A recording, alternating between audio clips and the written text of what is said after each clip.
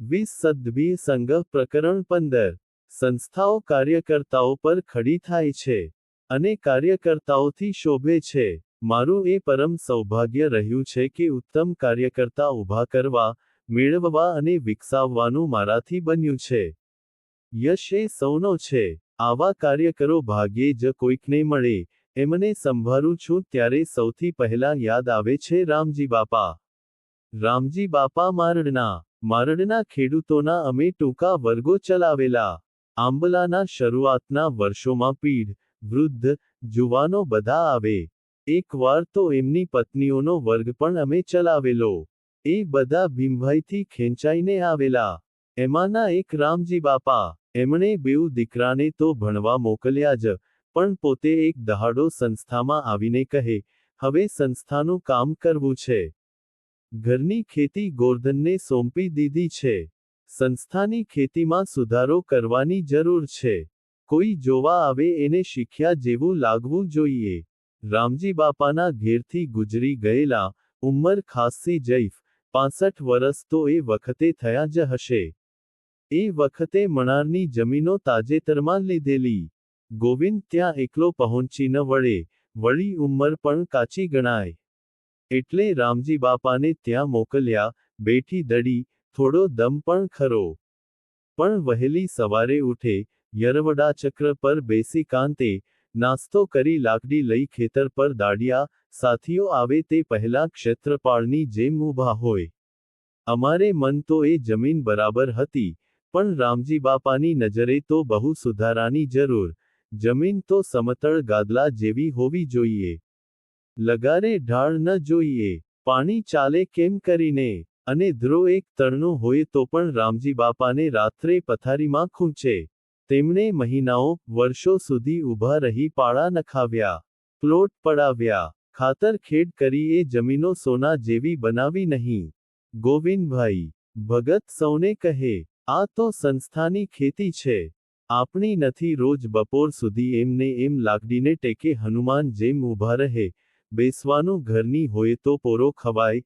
વહેલા ઉઠીએ, મોડા સૂઈએ. મને ઘરડાને થાક નથી લાગતો. તો તમે જવાનિયા છો. બપોરે આવી, નાહી, રોટલા ખાઈ થોડું જતે પછી વળી કાંતે અને પાછા ખેતર પર તે છેક સંધ્યા ઢળે ત્યાં સુધી. રો વાળું કરી બીજા દિવસના કામની ગોઠવણી કરી માળા ફેરવતા ઊંઘી જાય. કોઈ વાર ગાંધીજીના લખાણો સાંભળતા જંપી જાય. કર્મ તે યજ્ઞ કેમ હોઈ શકે, તે તેમણે અમને કરી બતાવ્યું. એમનો દીકરો મગન, ટાઇફોઇડની બીમારીમાં સપડાયો. તાવ લંબાયો. એમને આવવા સંદેશો મોકલ્યો તો તે કહે, ત્યાં આવીને હું શું કરવાનો? વિજયાબહેન છે ને, બચુભાઈ વગેરે સૌએ ઉજાગરા કર્યા. ચાકરીમાં મણા ન રાખી. હું અને નાના ભાઈ તો ત્યારે ડેનમાર્ક હતા. પણ મગન અમને રોતા રાખીને ચાલ્યો ગયો. સંસ્થામાં એ પહેલું મરણ.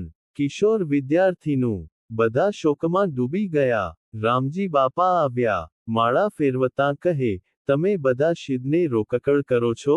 ઓછું શું કામ આણો છો? મગનને આટલી સેવાચાકરી ઘેર થોડી જ મળત? તેના ભાગ્ય કેવા સારા કે તમારા સૌની ચાકરી મળી. રામજી બાપા વૃદ્ધ થયા. શરીર કામ કરતું બંધ થયું.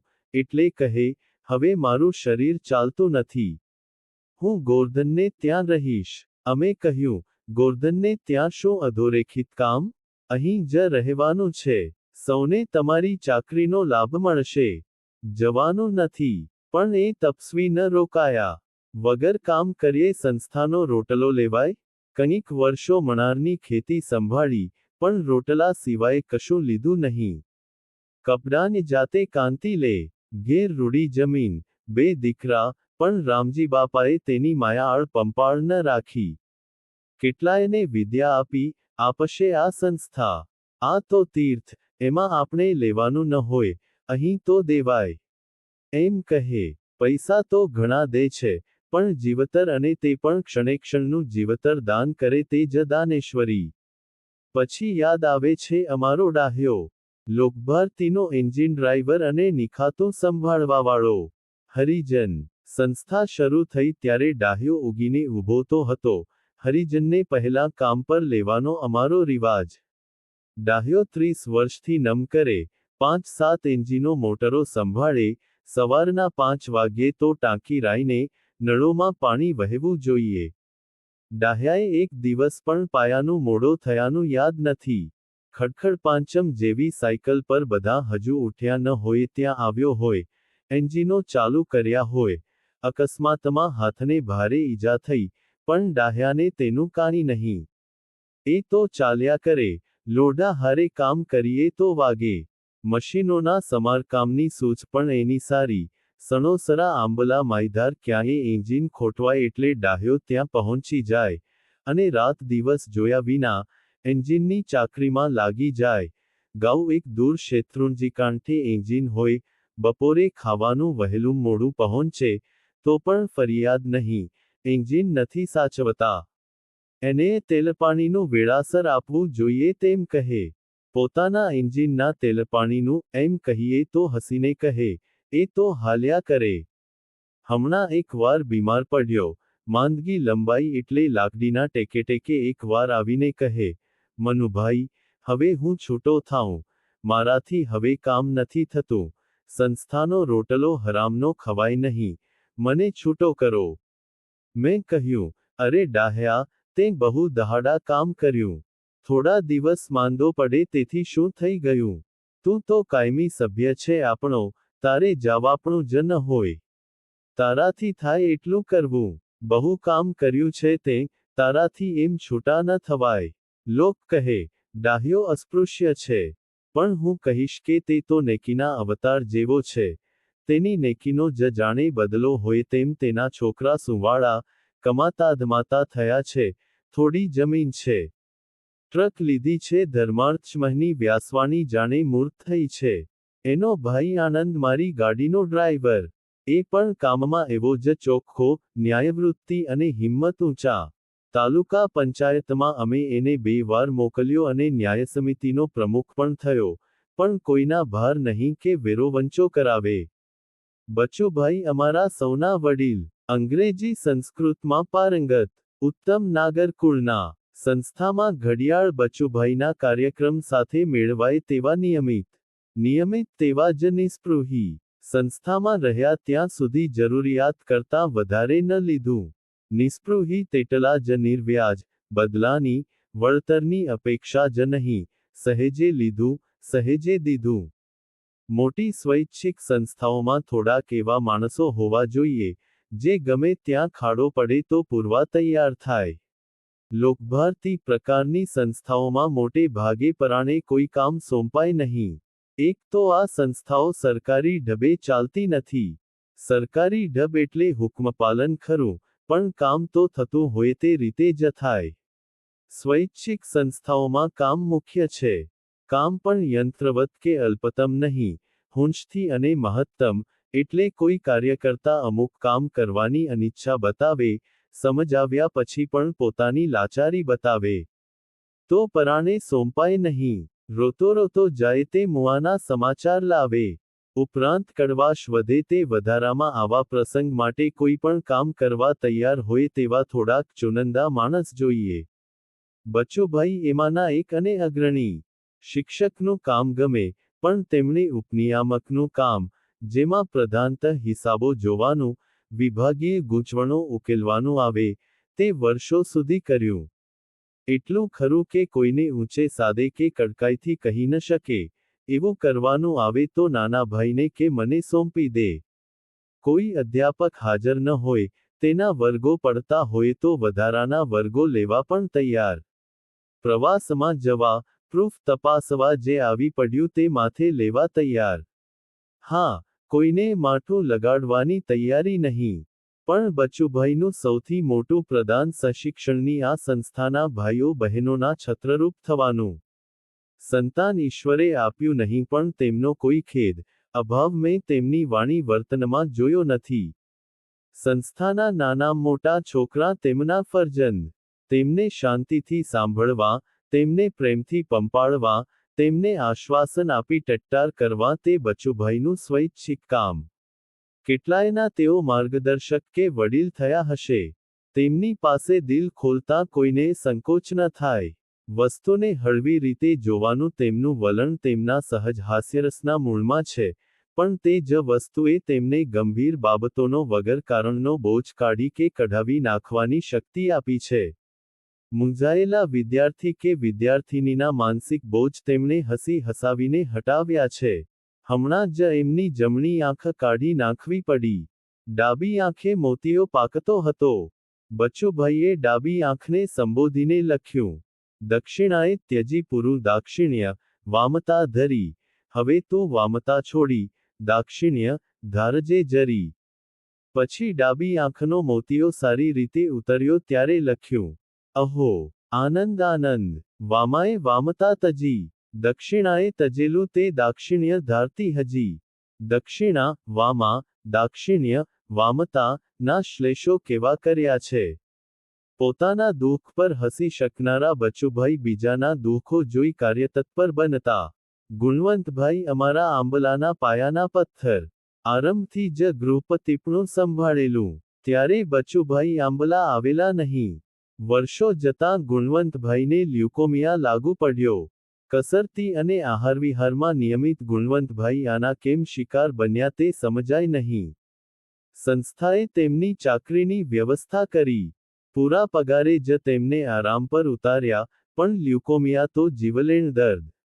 અમે જાણીએ અને એ પણ જાણે. મુંબઈથી આંબલાના ઉત્સવમાં આવતા ઉત્સાહભર્યા ગુણવંતભાઈ રસ્તામાં જ અમને છોડી ગયા. ઉત્સવ તો બંધ રહ્યો, પણ એમના 4 બાળકો, શારદાબહેન પણ નાના, બિનઅનુભવી ગણાય. સંસ્થાએ, વિદ્યાર્થીઓએ એ જમાનામાં મોટી ગણાય તેટલી થેલી એકઠી કરી. શારદાબહેનને ભણવા તૈયાર કરી શિક્ષિકા બનાવી, કામે વળગાડ્યા. પણ આ બધું આર્થિક પરિમાણ. પણ man does not live by bread alone. રોટીથી જ માણસ જીવતો નથી. તેને તો પ્રેમ જોઈએ. બચુભાઈ આ નાના બાળકોના મામા બન્યા. સગા કરતાંએ વધારે ચિંતા કરી. રાજુ સતુ ગજુ સુરુ વૈશાખીને પિતાની ખોટ ન વર્તાવા દીધી. આ છોકરાનોનું સાચું ઘર જ બચુભાઈનું અને બચુભાઈ એટલે બેવડીમાં, માં વત્તા મામા. મારું સર્વોદય અને શિક્ષણ તેમને અર્પણ કરતા મેં લખ્યું, સંસારે સાધુતા જેવી પૈકીના અન્ય કોઈમાં. સંસારનો ઉગારો મોટા માણસથી થાય છે, પણ તેનો ઉછેર સારા માણસો કરે છે. ઝાઝા મોટા માણસ આફતરૂપ છે, ઝાઝા સારા માણસો આશીર્વાદ છે. બચુભાઈ સારામાન્ય સારા. મૂળશંકરભાઈ અને બચુભાઈનું નામ, ગીજુભાઈ હરભાઈની જેમ સાથે લેવાય. બંને ઘણીએ બાબતોમાં અભિન્ન. મૂળશંકરભાઈ 1945માં આવ્યા. ત્યારથી શિક્ષણના સિદ્ધાંત પક્ષમાં તેઓ સંસ્થાના માર્ગદર્શક બન્યા. ગૃહસંચાલનની આવડત તો તેમની જ. વિદ્યાર્થીઓને સમજવાની સમજાવવાની ધીરજ એમના જેટલી ભાગ્યે જ કોઈમાં જોઈ છે. વિદ્યાર્થીઓના ગુણ, વિદ્યાર્થીઓમાં રહેલી છુપી શક્તિ પણ તેમના જેટલી બીજા ન જોઈ શકે. પ્રવાસકથાઓના લેખક તરીકે ગુજરાત તેમને જાણે છે. પણ તે તો તેમનો ગૌણ ભાગ. મુખ્યત્વે તેઓ રગેરગ શિક્ષક. તેમની હાજરીમાં અશૈક્ષણિક વર્તન કરવાનું ભાગ્યે જ કોઈને ઉગે. તેમનો હિંડોળો તેઓ વાપરે તેના કરતાં વિદ્યાર્થીઓ જ વધારે વાપરે. વિદ્યાર્થીઓ જ તેમનો વિષય. વહીવટ તેમને ન ગમે, ન છૂટકે કરે, પણ વહેલી તકે છોડી દે. મધમાખી ફરીફરીને ફળ પર બેસે તેમ તેમનું મન વિદ્યાર્થીઓ પાસે. તેમને પણ ઓચિંતાનું કેન્સર છે તેમ દેખાયું. ઈશ્વરકૃપાથી ભારે ઓપરેશન પછી સારા થયા, પણ પહેલાં જેટલું ધક દઈને કામ ન થઈ શકે તેનો વસવસો રહ્યો. તેમણે પણ જવાનું વિચાર્યું. આરામ કે નિવૃત્તિ માટે સંસ્થામાં જ હેવા સમજાવ્યા, પણ ન બન્યું. હું જાણતો નથી, પણ અનુમાન કરી શકું છું કે ક્યાંની મારી પણ અણાવડત હશે. સંસ્થા સંચાલન બહુ અઘરી, અટપટી વસ્તુ છે. નાનાભાઈ જતાં મારા ભાગે એ કામ આવ્યું. જાણીબૂજીને તો કશું ખોટું મારાથી સામેથી વાત સમજવા કોશિશ કરીએ તો પણ ખબર ન પડે. તેઓ ગયા. તેમની થયું નથી, પણ તેમને કાનિક ગમ્યું નહીં હોય.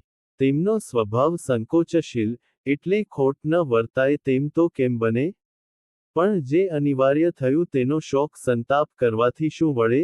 મેં જોયું કે નવા કાર્યકરો મળતા રહ્યા, તૈયાર થતા રહ્યા, કામમાં કોઈ મુશ્કેલી ન આવી.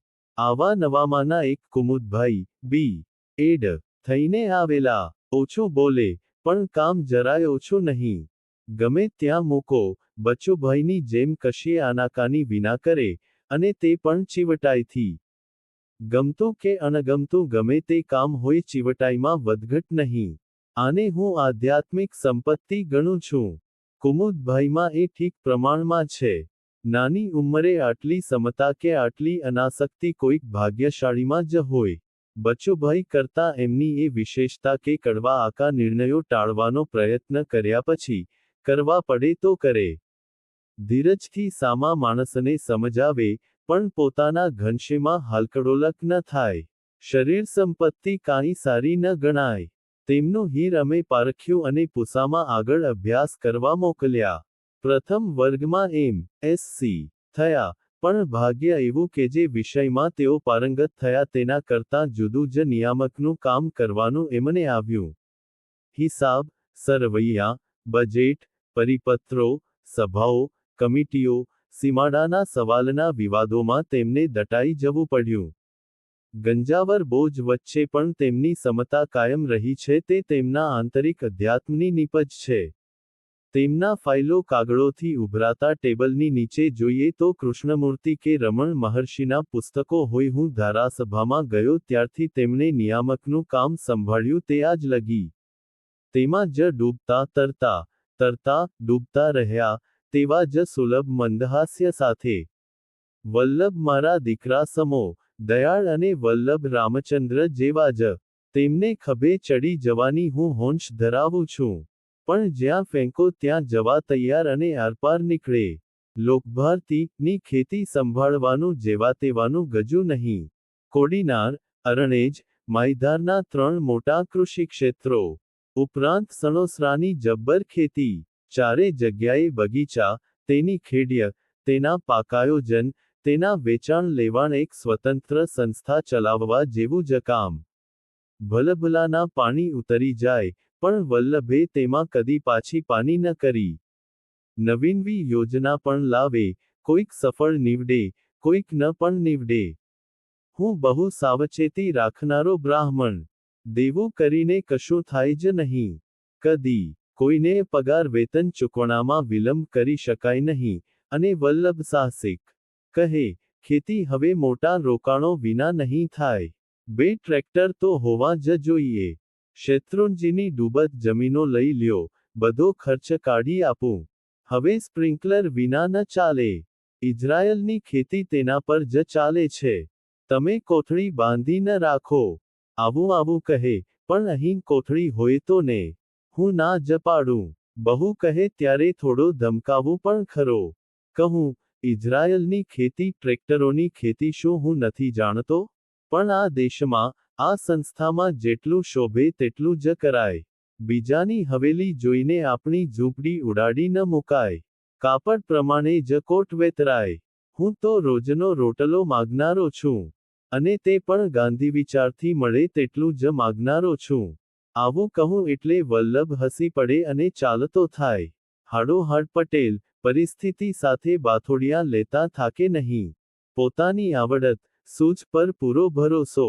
તે જોરે કોઈક વાર આપેલ સૂચનાથી જુદું પણ કરે.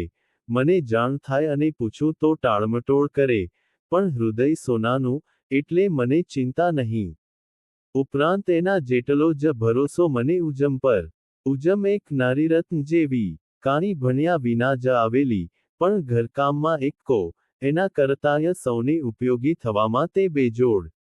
આડોશી પાડોશી, પાસેના, બાસઠના, સૌનું કામ ચાલતાં રમતમાં કરે. દુબળી પણ આત્મબળ જબરું. કામથી કદી થાકે નહીં. નવરી બેઠેલી મેં કદી જોઈ નથી. સીવણના સંચા પર હોય, પાપડ વણતી હોય, કાંતતી હોય, ભરતી હોય, પણ તેના હાથ ચાલતા જ હોય. પોતાની દીકરીઓ ભણવા જાય તેની સાથે પાટી લઈને ભણવા નીકળી એ જોઈને તો હું દિંગ જ થઈ ગયો. માં દીકરી સાથે કેમ ભણ્યા? દીકરીએ પણ માને કોઈક દિવસ દાખલા ગણવામાં મદદ કરી હશે. આ બધું ઉજમ લખે તો કેવું મજાનું થાય.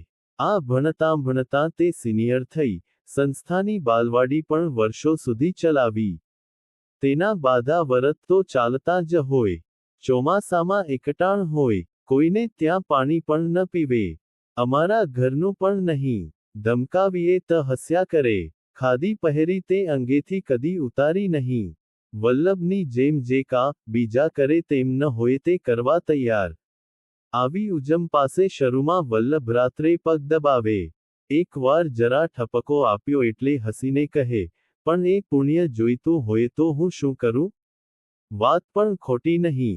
ઉજમ પુણ્યની લોભા પણ ખરી. આજુબાજુનાની કોઈ મુશ્કેલી હોય તો ઉજમ દોડવાની.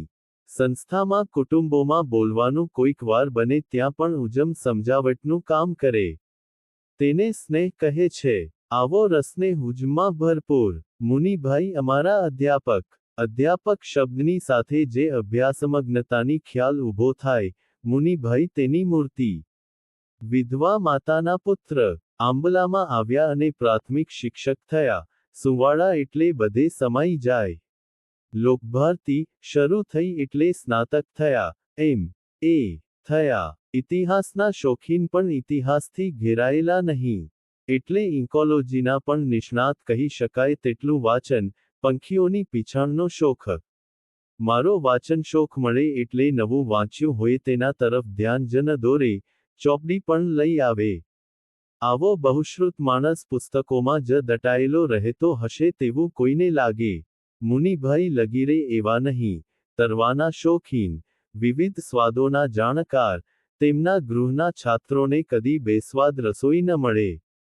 સામે ઊભા રહીને, માથે ઊભા રહીને રસોઈયણ બહેનને બધું બતાવે, જરૂર લાગે તો જાતે કરી આપે. આવો તેમનો વિદ્યાર્થી પ્રેમ. ભાઈઓ બહેનો એમને ત્યાં આવતા જ હોય. મુનિભાઈ ઇતિહાસના અધ્યાપક, છતાં જરૂર પડો મુખ્ય ગૃહપતિ થયા, આચાર્યની જવાબદારી પણ લીધી. જોકે તેમને એ બહુ ફાવી નહીં, કારણ કે આ મુલાયમ દિલના માણસને સાથીદારોને કહેતા, ટીકતા, ટપારતા સંકોચ થાય. કંટાળો પણ આવે. પંડ્યાભાઈ ગોપાલનનું કામ સંભાળે. M.Sc. પડતું મૂકીને આવેલા, પણ ગોશાળાને એવી તો વિકસાવી કે કોઈ M.Sc. થી પણ ન બને. તેમનું ઘર જ ગોશાળા. ઝીણામાં ઝીણી વિગતો પણ ઉપર રહીને તપાસે અને સરખી કરે. વર્ગો પણ શક્ય હોય તો ગોશાળામાં જ લેવાનું પસંદ કરે. નાજુક તબિયત પણ ઉત્સાહે ભૂલાવી દે. બીડમાં જાય તો ખાવાના સમયનું ભાન ન રહે, એટલે પેટ બળવો કરે. ઠેકાણે આવતા અઠવાડિયું જાય, તેની પરવા નહીં. ચારા ખેતી, વૃક્ષ ખેતી, વૃક્ષોછેર, સાયલો, બધે તેમની નજર ફરી વળે. સંકરણનો કાર્યક્રમ ઉપાડ્યો એટલે એનું જ રટણ પત્તી, અવ્યપીય રીડી. પંડ્યાભાઈ તેનો નમૂનો. અમારી ગોશાળાને તેમણે ગુજરાતની ઉત્તમ ગોશાળા બનાવી. દૂધનું ઉત્પાદન લગભગ બમણું કર્યું. વસુકાણ દિવસો અડધા કર્યા. ગાયોનું ફળવાનું નિયમિત અને વહેલું કર્યું. અમારી ગાયોએ અખિલ ભારત સ્પર્ધામાં પારિતોષિકો લીધા. તેમની પાસે તૈયાર થયેલ કેટલાક વિદ્યાર્થીઓ ઉરુલી કાંચન અને ગુજરાતની કેટલીય ગોશાળાઓમાં ફેલાયા. સુવાળા સ્વભાવના, પણ મુનિભાઈની જેમ વહીવટથી કંટાળે નહીં. વહીવટ એટલે જ વિગતોની જાણ, વિગતોના પરસ્પર સંબંધોનો ખ્યાલ અને યોગ્ય સમયે, યોગ્ય નિર્ણય લેવાની શક્તિ. પંડ્યાભાઈ સ્વભાવે સ્નેહાળ, પણ વહીવટમાં કાર્યદક્ષતા પૂરી. ગોશાળામાં ખોટ ન આવે, દૂધના ભાવ પણ વધારવા ન પડે, જનાવરોનું આરોગ્ય જળવાઈ રહે, કાર્યકરોને અસંતોષ ન થાય, આ બધી બાબતો તેમના ધ્યાનમાં રહે. ગોશાળાના સૌથી જૂના ગોવાળ બનુભા બાપુ નિવૃત્ત થયા ત્યારે એમણે સંસ્થા પાસે બાપુને માનપત્ર અપાવ્યું, અને તે જીવે ત્યાં સુધી ખિસ્સા ખર્ચી મળે તેવું વચન મેનેજિંગ ટ્રસ્ટી પાસેથી મેળવ્યું. આર્થિક ભીંસને કારણે મુંબઈ ગયા. કાંદિવલી ગોશાળાના મેનેજર તરીકે સારો પગાર, મોટું સગવડભર્યું મકાન, પટાવાળા, ગોસંવર્ધન માટે સારી રકમની જોગવાઈ, બધું સારું. પણ તેમને ગમે નહીં. પહેલેથી ખ્યાલ જ હશે એટલે થોડો સામાન, લોકભારતી માં મૂકીને જ ગયેલા. 2 વર્ષે પાછા આવ્યા, અમે તેમને વધાવી લીધા. મૃદુલા મણારમાં, પૂર્વ આફ્રિકા, નાઇરોબીથી ભણવા આવી. સ્વપ્નો આવેલું કે જાણે ગાંધીજીના ખોળામાં તે રમે છે. કેમ્બ્રિજ મેટ્રિક થયેલી. ઇંગ્લેન્ડ જવાની બધી તકો. ભાઈઓ તો ઇંગ્લેન્ડ ગયેલા પણ ખરા. અચ્છું અંગ્રેજી જાણે, પણ આ સ્વપ્નાની પ્રેરી લોકભારતીમાં આવી. ભારે બુદ્ધિમતી. વ્યવસ્થિત પણ એટલી જ. એને ઇતિહાસ ભણાવતાં, પ્રશ્નોના જવાબ આપતાં, આપણને પોરસ ચડે. સ્નાતિકા થઈ, ગામડામાં જ કામ કરવું છે તેવો સંકલ્પ જણાવ્યો. મેં તેને પંડિતજી પાસે મોકલી. પંડિતજી એની બૌદ્ધિક સંપત્તિથી ખુશ. એ થોડા દિવસોમાં તેણે પંડિતજીને જે જોયા, જાણ્યા તેનું સ્મૃતિચિત્ર એક ગદ્યકાવ્ય સમૂહ બની ગયું. પછી રવિશંકર દાદા પાસે મોકલી. દાદા તો હાલતી ચાલતી જ્ઞાનપીઠ જ નહીં, જંગમતીર્થ. દાદાની તે વહાલસોએ દીકરી બની ગઈ. ત્યાંથી ભાલના ધોમ તાપમાં ગુંદી ધકેલી. સંત બાલજી, નવલભાઈ વગેરેનું સાન્નિધ્ય મળ્યું. પણ નાઇરોબીની ઠંડી હવામાં રહેલી હોવાથી એ તાપ સહન ન થયો. એટલે મણાર મૂકી, ત્યાં જ તેને શોભાવે તેવો સાથી પસંદ કર્યો. અને બંને જણા મણારનું શિક્ષણકાર્ય સંભાળે છે. મૃદુલાને મારી સોબતે ઇતિહાસ સાહિત્યનો રંગ વર્તાયો. નવરાશે ઇતિહાસ અને સમાજશાસ્ત્રના માતબર પુસ્તકોના સ્વચ્છ, ચીવટવાળા અનુવાદો કરે. યુરોપ જઈ આવી એટલે મનોરમ યુરોપયાત્રા લખી. પણ તેનું મારે મન મોટામાં મોટું મૂલ્ય એ રહ્યું છે કે બંને સંસ્થાઓના આદર્શો, વ્યવહાર વિશે બૌદ્ધિકોને એ જેટલું જેવું સમજાવી શકે તેવું બીજા કોઈથી ન બને. મારા ચિત્તતંત્રને તે જેટલું સમજે તેટલું ભાગ્યે જ બીજા કાર્યકર્તાથી બને. આવા બીજા પણ ગણાવી શકું. યશવંતરાય, સલ્લાભાઈ, અરુણ, વાછાણી, રામચંદ્ર, ભલાણી, ગજેરા, ઝાલાવાડિયા, જીતુબાપુ, મજીઠિયાભાઈ, દવેકાકા કેટલાને ગણાવું. મોર પીંછાથી રૂડો લાગે તેમ આવા કાર્યકરોથી સંસ્થા રૂડી લાગી છે. આ બધા જ કાર્યકર્તાઓ કોઈ પણ ઠેકાણે જાય તો દીપી ઉઠે. યશવંતરાય ગમે ત્યાં જાય તો હિન્દી ભાષાના અચ્છા અધ્યાપક તરીકે આગળ આવત જ બેસી શકત. અરણને તો આવનારા મહેમાનો કહે કે, રસાયણ વિજ્ઞાનના મસલ્લા ગુજરાતી ભાષા શીખવનાર ગુજરાતના સારા અધ્યાપકોમાં સહેજ પ્રયાસરી પંક્તિના પીએચ.ડી. અહીં કેમ આવી પડ્યા છો? તમને તો બહાર ઘણી તક છે. અરુણ હસીને કહે, હશે, પણ મને અહીં ફાવે છે. અરુણનું વિજ્ઞાન કેન્દ્ર નમનેદાર લોકશિક્ષણ કેન્દ્ર છે. દવેકાકાની જેમ તેને થાક નહીં. તેમજ સ્પષ્ટ કહેવામાં સંકોચ નહીં. અરુણા રઘુ લાલજીભાઈને તો કામછોડસ સ્વપ્નુની ન આવે. બધાને સારી તકો, સારા પગારો, ઓછું કામ બહાર મળે તેમ છે. અહીં કોઈક ઓછા પગાર, તકોનો અભાવ, અને દહાડો ખૂટે પણ કામ ન ખૂટે તેટલું કામ છે છતાં આ બધા અહીં પડ્યા છે. વર્ષોથી, કેટલાકને તો 30 વર્ષ થયા, આનો થશે એમને છે. કાનિક સંસ્થાને જરૂર છે, કારણ સંસ્થાએ તેમની પ્રેમપૂર્વક ચિંતાહત છે. કાનિક ભૂલ વાંક થાય તોય જવાનું કહ્યું નથી. તેમના સ્વપ્નો ઉજળા અક્ષર વિશાળ બને તે માટે સગવડો આપી છે. કોઈકને પ્રવાસ પર્યટને મોકલ્યા છે, કોઈકને સંશોધન માટે, કોઈકને અધ્યયનલેખન માટે, સગવડો આપી છે. પણ સૌથી વિશેષ અને બાંધી રાખનારું તત્વ તો છે સૌહાર્દપૂર્ણ શબ્દો, સ્નેહની વડી કડી. યશવંતરાય અમારા ગ્રામસેવક વર્ગના વિદ્યાર્થી. લોકભારતી શરૂ થતાં સ્નાતક થવા આવ્યા.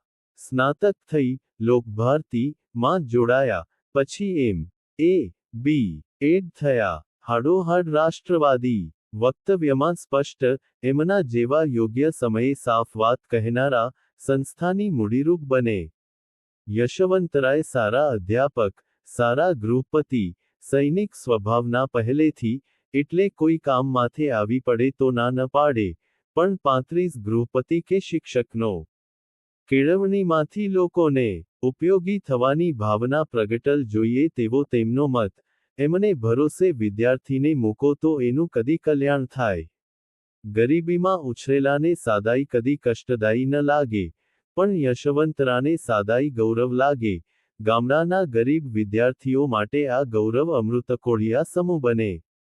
એકલી ચડ્ડી અને થીંગડું મારેલ બાંડિયું પહેરીને ફરતા વિદ્યાર્થીને શરસ ન આવે, કારણ કે તેના ગુરુજનને ચકી પહેરીને ફરતા જોતા હોય. આજે સાવ આવું નથી. સમયના પવને અમારે ત્યાં પણ પોશાકની, ઘરની સાદાઈ પર અસર કરી છે. તેને બદલાવવા થોડા ઝાઝા યશવંતરાય જોઈએ. દલસુખભાઈ પણ અમારા સ્નાતક થઈ બળવંતભાઈની ઈચ્છાથી વિકાસ કેન્દ્ર તથા લોકભારતી માં આવ્યા. પંચાયતી રાજની જોડાજોડ વિદ્યાવિસ્તારનું કામ પણ સંભાળતા, સમજાવતા રહ્યા. મૂળે પાલીતાણાના, સતવાબાવાના વારસ, સતવાબાવા એમના ચોથી પેઢીએ વડીલ, રતનપરના એ પટેલ. દુષ્કાળ પડે પટેલ તરીકે મહેસૂલ ઉઘરાવવું જોઈએ, પણ દલસુખભાઈના દાદાનું હૈયું ના પાડે. અહીં અન્ન અને દાંતને વેર છે ત્યાં મહેસૂલ કેમ ઉઘરાવવું? ઠાકરને જાણ થઈ એટલે ઠપકો આપ્યો, પટલાઈ આમ ન થાય દાદા કહે, આ તમારી પટલાઈ. પાલીતાણાની હદ છોડી ચાલી નીકળ્યા. ગંગા કાંઠે, કાશીમાં હરિભજન કરતા અન્નસત્ર બાંધ્યું, તે સત્તો આપે એટલે સતવાબાવા કહેવાયા. આવા સતવાબાવાના દલસુખભાઈ વારસ, એટલે લોક માટે લાગણી, અને થોડોક ફકીરીનો રંગ તો હોય જ ને. સ્વરાજ પહેલાન શંભુદાદા, જોરસિંહભાઈના એ સ્વયંસેવક. મારી જોડે જ એ ધારાસભામાં ચૂંટાયેલા. પક્ષપલટા વખતે બહુ લાલચો આવી, દબાણો પણ થયા. ચિમનભાઈ તો ગયા જ, ચોખાવાલા ગયા, અને ખુદ હિતેન્દ્રભાઈ પણ ગયા.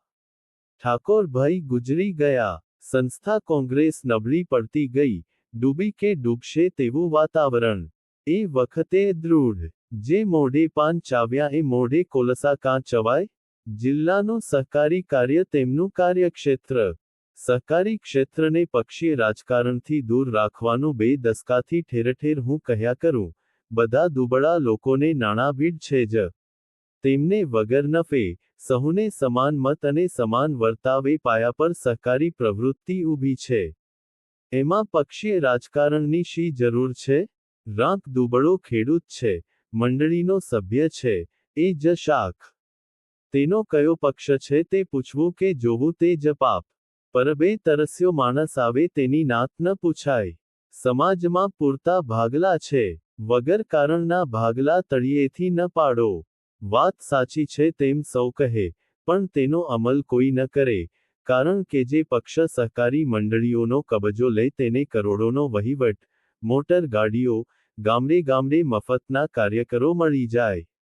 આવી લાલચ જતી કરનારા રાજકીય કાર્યકરો વિરલા જ હોય. પણ દલસુખભાઈ આવા વિરલામાંના એક. જયવંતસિંહ તેમના જમણા હાથ. જયવંતસિંહની કાર્યદક્ષતા અને જોમ, દલસુખભાઈનું સૌજન્ય, આ 2 પાયા પર ભાવનગર જિલ્લાની સહકારી પ્રવૃત્તિ તેમણે વિકસાવી. 1.5 દાયકા સુધી પક્ષેબુ વિના, કેવળ આ પ્રવૃત્તિ ચલાવવાની લાયકાત પર ચૂંટણીઓ લડ્યા. સામે તો કોંગ્રેસ આવી હોય જ. પોતે જે પક્ષમાં ધારાસભ્ય હતા અને હજુવે તેના આગેવાન હતા, તે પક્ષ પણ તેમનાથી નારાજ. પણ ગુજરાતમાં મારી જાણ મુજબ ફક્ત તેમણે અને જયવંતસિંહે જિલ્લા, તાલુકા અને ગ્રામસ્તરે પક્ષથી પર રહીને સહકારી પ્રવૃત્તિ વિકસાવી, ફેલાવી. અમદાવાદમાં કોણ બેઠ છે તેની પરવા ન કરી. વિરોધ પક્ષોના ધમપછાડાનો મજબૂત સામનો કર્યો. પણ બિનપક્ષીય રીતે સહકારી પ્રવૃત્તિ ચાલી શકે છે તે સમરથ પ્રવાહનો સામની કરીને પણ સિદ્ધ કર્યું. મને ઘણી વાર કહેવામાં આવ્યું કે તમે સંસ્થા બિનપક્ષીય રહે છે તેમ કહો છો, પણ દલસુખભાઈ તો સહકારી પ્રવૃત્તિમાં ભાગ લે છે, તેમને તમારે રોકવા જોઈએ. કહેવરાવનારામાં ઘણા ખરાનો હેતુ શું હશે તે હું ન સમજું તેવો ભોળો ન હતો. હું કહેતો રહ્યો કે સહકાર, પંચાયત તે રાજકારણ નથી. તેમાંથી રાજકીય પક્ષોને દૂર કરવા અને જેની લાયકાત હોય તેવા સૌને, જો તેઓ બિનરાજકીય ઢબે આ બંને પ્રવૃત્તિઓ ચલાવવા તૈયાર હોય તો સાથ મેળવીને આ પ્રવૃત્તિ લોક સમગ્રની ચેતના જાગૃત કરે તેમ ચલાવવી જોઈએ. જિલ્લા પંચાયતમાં પણ એમણે આવો પ્રયોગ કર્યો. નિષ્પક્ષ તરીકે ચૂંટાયા, એટલું જ નહીં, પણ ગુજરાતની ધારાસભામાં પણ અપક્ષ તરીકે લયા, ચૂંટાયા, ચૂંટણી વખતે જ જાહેર કરેલું કે તેઓ અપક્ષ છે, પણ તેમની સહાનુભૂતિ જનતા પક્ષ સાથે છે. જનતા પક્ષે તેમને નેતા થવા બોલાવ્યા ત્યારે પણ પોતાની ભૂમિકા સ્પષ્ટ કરી મતદારોના સંમેલનો બોલાવી સંમતિ માગી. ધારાસભામાં પહેલા જ વ્યાખ્યાનમાં કહ્યું કે હું વિરોધ ખાતર વિરોધમાં માનતો નથી. શાસક પક્ષ કોઈ સારી દરખાસ્ત લાવશે તો તેનો ગુણવત્તા પર અમે વિચાર કરશું. આ નવી પ્રણાલી હતી. એ જ સાદાઈ, એ જ પ્રામાણિકતા અને એ સૌજન્ય. ગરમાગરમી અને પટ્ટાબાજીના રાજકારણથી ટેવાયેલાઓને દલસુખભાઈ નરમ લાગે છે. લાગે તે સ્વાભાવિક છે, પણ દલસુખભાઈ તો એ આક્ષેપ માથે ચડાવીને ચાલવું ઘટે તેમજ ચાલે છે. ધારાસભામાં ઊભા રહ્યા ત્યારથી તેમણે કાર્યકર તરીકે સંસ્થામાંથી રાજીનામું આપેલું, પણ અમારે મન તો હજુય તે કાર્યકર જ છે. મનુભાઈ દવે કાકા, કોઈક એમને ફોજદાર પણ કહે. આંબલામાં આરંભથી જ જોડાયા, અને આજ સુધી રિટાયર્ડ થયા પછી પણ ત્યાં જ છે. નામનું વેતન લઈને કરતા હતા તે જ કામ કરે છે. દવે ભડભડિયા, પણ ચોખ્ખા હૃદયના. મનમાં કાની નહીં, વફાદારી તો એમની જ, હનુમાન જેવી. સ્વામિનારાયણ સંપ્રદાયના સંસ્કારવાળા એટલે ક્યાંની ગોબરું ન ગમે. સંસ્થાના હિસાબો તેમની નજર નીચેથી પસાર થાય. કોઈનું પણ હિસાબ બાબતમાં રાખે નહીં. મારું પણ તેમાં ન સાંભળે આથી અમારા હિસાબો વિશે અમે કાયમ નિરાંત અનુભવી. તેમના ભરોસે આપણે સૂઈ શકીએ. એ નહીં હોય ત્યારે થોડું જાગવાનું રહેશે. જોકે ચોરાનો વંશ નહીં જાય. તેમની નજર નીચે કેળવાયેલા સૌમ્ય સ્વભાવના ક્રાંતિલાલ છે. અને અમને નિરાંતવા રાખે છે. અનિલ આત્મારામભાઈનો જ્યેષ્ઠ પુત્ર. તેનામાં તેમની મક્કમતા ખરી, પણ હઠ કે ઉગ્રતા નહીં. દુર્ગાબહેનની ધીરજ, શાંતિ તેના લોહીમાં. દુર્ગાબહેન અમારી સાથે ભાવનગર જેલમાં હતા. બળવંતભાઈના પત્ની સરોજબહેન પણ ખરા. ત્યાં દુર્ગાબહેનનો વિશેષ પરિચય થયો. ખરી રીતે એમનું નામ શાંતા કે શીતલા રાખવા જેવું. જેલમાં બધા ભાઈઓ તરફ તેઓ સમાનભાવે સ્નેહ દર્શાવે. અનિલમાં તેમની ધીરજ, શાંતિ. બોલવાનું ઓછું પણ જરૂરી, મક્કમતા ખરી. બાળપણમાં ગીજુભાઈના બાલમંદિરમાં, પછી વેડછી અને થોડો વખત સેવાગ્રામમાં ભણેલો. આ બધાને કારણે એને નઈ તાલીમમાં સૂઝ અને ખંત. કેટલાક વર્ષો સુધી અમારી પ્રાથમિક શાળા સંભાળી. અમે 1938માં પ્રાથમિક શાળા લીધી ત્યારે સંખ્યા 30 હતી. હવે તો 500 થી 600 થઈ. અનિલે આ શાળાને વિવિધ પ્રવૃત્તિઓ અને પ્રયોગો દ્વારા નમૂનેદાર બનાવી. ઉપલા ધોરણોમાં સામાજિક પ્રશ્નો લઈને તપાસ, તારણો અને ચર્ચા દ્વારા વિદ્યાર્થીઓ આપમેળે કંઈક નિષ્કર્ષ પર આવે તેવા નોંધપાત્ર અખતરા તેણે કર્યા. શાળાના સમૂહ જીવનમાં બાળકો સ્વરાજ અને મુક્તતાનો બહોળો અનુભવ કરે તેવું પોતાની સહજ આવડતથી તેણે કરી બતાવ્યું. આના ચીલા હજી પણ શાળામાં રહ્યા છે. વાલીઓ અને આજુબાજુના ગ્રામજનોને તેણે રસ લગાડ્યો. બાળકો તો તેને વહાલા હતા જ. તેમને તેણે કામ કરતા અને ગાતા કર્યા. એણે કેટલા બધા પ્રદર્શનો મેળા કર્યા. તેમાં એક મહિનો બધા તન્મય થઈ જાય. આ દેશના બધા રાજ્યોને તો વારાફરતી લીધા જ, પણ જાપાન સુધી બાળકોને પહોંચાડ્યા.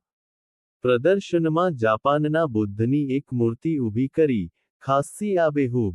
બાળકોની સર્જન શક્તિએ જાણે આડો આંક વાળી દીધો. ભારત દર્શનનો આવો એક મેળો જોઈને તે વખતના શિક્ષણપ્રધાન ઇન્દુમતીબહેન પ્રસન્ન થયા અને ઘણી શાળાઓને પ્રદર્શન જોવા મોકલી. અનિલમાં કારીગર, કલાકાર અને યંત્રવિદ પણ ખરો જ. પ્રાથમિક શાળામાં મૂળશંકરભાઈ અને આત્મારામભાઈ માર્ગદર્શક તરીકે આવી ગયેલા, પણ અનિલે નઈ તાલીમના વ્યાપક સ્વરૂપને જે રીતે શાળામાં દર્શાવ્યું તેવું કોઈથી નહીં બનેલું. આપણા કરતા આપણા અનુગામીઓ વધારે ઝળહળે તે આનંદની વાત છે ને. આ અનિલને અમે આંબલા સંસ્થામાં નિયામક બનાવ્યો. અત્યારે માઈધારમાં મારી સાથે છે અને ગોબર ગેસ તથા ગોપાલન પર પ્રયોગો કરે છે. વહીવટ કરવાનું એને રૂચે નહીં. પણ પોતાને ભાગે આવે ત્યારે હઠે પણ નહીં. મધુ અને અનિલની જોડી. શું રૂડું દાંપત્ય? મધુ જુગતરામભાઈની દીકરી, એટલે ગામડાની બહેનોમાં વૈદું કરે અને પ્રીતિ મેળવે. અનિલ જેવો શિક્ષણમાં ખીલે એવો બીજા કામોમાં નહીં, પણ સંસ્થામાં આપદ્ધર્મરૂપે જે કામો આવે તે કરે. માયધારનું કામ આ વૃત્તિથી સંભાળે છે. સંસ્થામાં આવા માણસો જોઈએ જ. ખાડો પડે ત્યાં દટાવા તૈયાર. કળિયુગમાં ક્યારે, ક્યાંથી ઉલ્કાપાત થશે તે કેમ કહેવાય?